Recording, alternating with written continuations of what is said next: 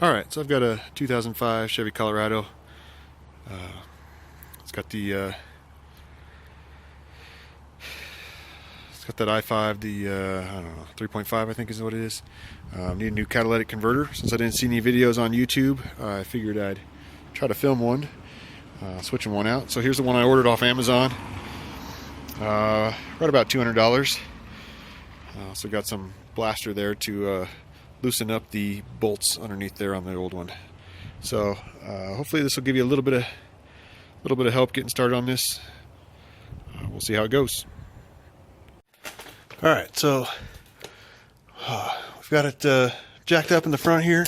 I'm going to try to show you something here. So, okay, underneath here's the this is towards the front end of the truck. There's the bolts we're going to be undoing. There's 3 of them there. And then we followed this pipe's going to be coming out. Here's the catalytic converter. This is what makes me think it needs to be replaced. It's that rattle combined with the PO 420 trouble code that I got, which is a low efficiency of the exhaust system or the catalytic system. So this is going to come out there, and then sorry if you hope you can see this. It'll follow right under here. Like, I'm not looking at the camera, so I don't know if you're seeing. There's the other bolts there. Also, we'll be having to loosen up this O2 sensor right here, just behind the catalytic converter, and reattaching that to the new one when we get in there. This is still pretty hot right now from driving a few minutes ago, so I'm gonna go ahead and squirt some of this blaster stuff on the bolts, and then I'll let it sit for a little bit and cool off and loosen up those bolts. Alright, so we got the bolts undone. These are the 2 bolts from the back. These are the two of the 3 from the front. The third one came out like this. Not sure if it's supposed to or not. We did end up using 15 millimeter. A deep socket was very helpful. Those things wouldn't work on a normal size socket. We also used a couple different extensions to be able to get to reach where we needed to. Also, we're working on getting the oxygen sensor out, and picked up one of these over at the local auto parts store. This thing is they had one for $14 there.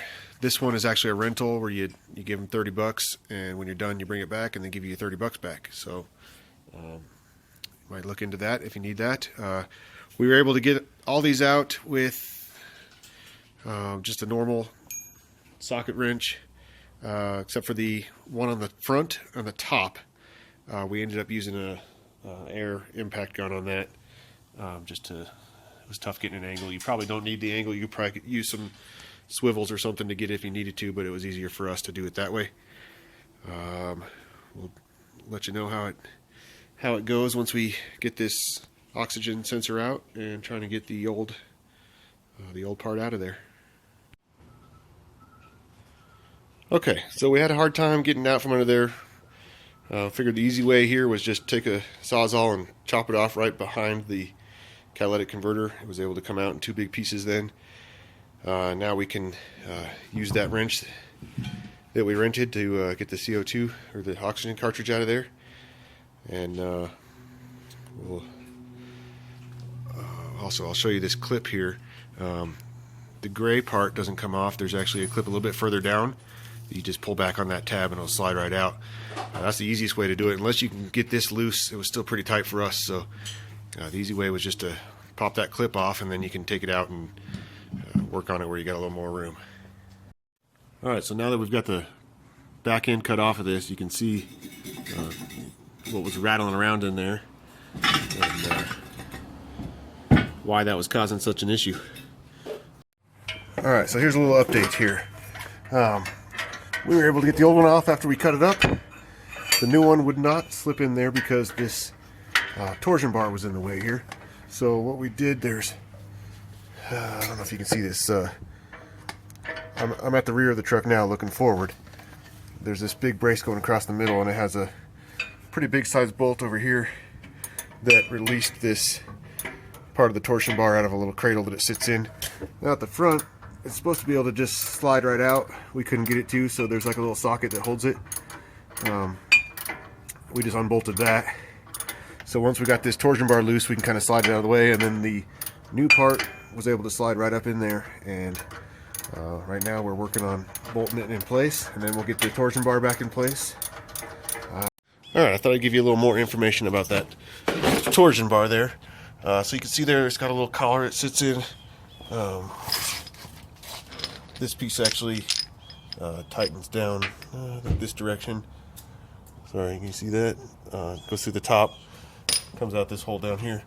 On the other side, I've seen some people be able to just pull this bar out once that back collar is loose.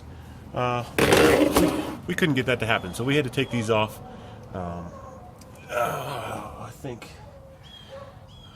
I think those were 18 millimeter. Can't remember for sure now. Somewhere right around there. We also this bolt will spin loose on the back side. We used an Allen wrench on that side. Let me see if I can find those tools here.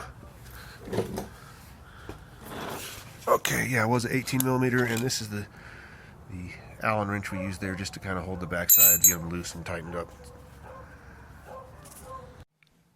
Okay, so I got everything put back together, kind of got excited and forgot to finish up the video. So it's a couple weeks out now, so I'm giving you an update. There's a couple things I want to mention. One thing is the collar, the torsion bar, the long bolt that I showed you that's on the collar towards the back side of the torsion bar. You may want to put a little mark on that before you take it off, just so you know where to tighten it down to. I did not do that. I just kind of matched it up to how tight it was on the other side. Hopefully that won't cause any issues. Another thing I want to mention is before you take that torsion bar off, you want to jack up the truck on this side and jack it up by the frame and let this the A-frame that holds the tire here, or you want to let that hang all the way down as far as it can go, so that there's not any upward pressure on the tire or on that A-frame piece that connects to the back side of the wheel there. What else did I want to share? I got it all hooked back together, cleared out the check engine code, and haven't had any issues. Seems to all be fixed. One thing that you'll want to do once you get it back together, start the truck up, you can just kind of get your hands down there around with the connection in the back and in the front, and if there's a exhaust leak, you'll be able to feel it a little bit there, feel a little air coming out. I tightened mine down, drove it around for a day or two, came back, tightened it down some more, just to make sure that was tight.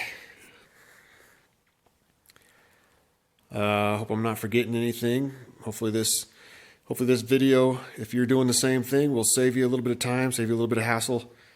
And let me know if you got any questions in the comments, and I'll try to keep track and hopefully have some answers.